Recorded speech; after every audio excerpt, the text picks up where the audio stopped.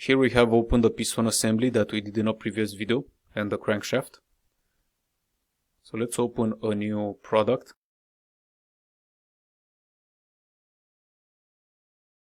Let's call this engine assembly. And inside let's copy the crankshaft and the piston assembly. Now we can close those two files. So in here we have the general assembly, we have a part, and here we have a sub-assembly. So I can use the compass with the general assembly activated, and the piston assembly, can just move it. So first of all, let's make this crankshaft the fixed element. So let's fix this component, and then let's add the coincidence constraint between this axis here and this axis here, and let's update this. And again, by using the compass, let's just drag this piston here in between those two parts of the crankshaft, and let's add the offset constraint between this face and this face here to center this, and this is going to be 4.5. and if we update, now it's centered. And next we need to do a copy of this whole piston assembly, copy it into the general assembly, and let's use the compass by clicking here, and from here we drag the new part in here,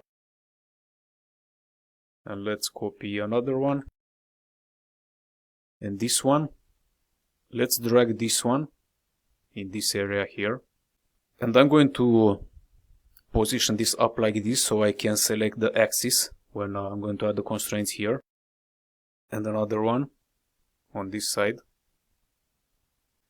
Now let's put the compass back. So here, I need to add the coincidence constraint for the axis. And you can see that I can select the axis here, and I need to zoom in to select the axis on this other part. And I also, you don't see, so I want to make sure, you want to make sure that you select the right axis. That's why here I positioned it like this so I can see. And in here we add the offset constraint between the assembly and this part, and this is 4.5. Update. Now let's add coincidence between this one and this one, and between this one and this one. So I can also update from here, and let's add offset between this one and this face. So I can already write here 4.5, and between this face and this face write 4.5, and let's update.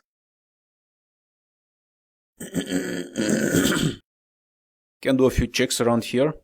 So I want to do a measurement with any geometry and any geometry infinite between this face, and it has to be 0.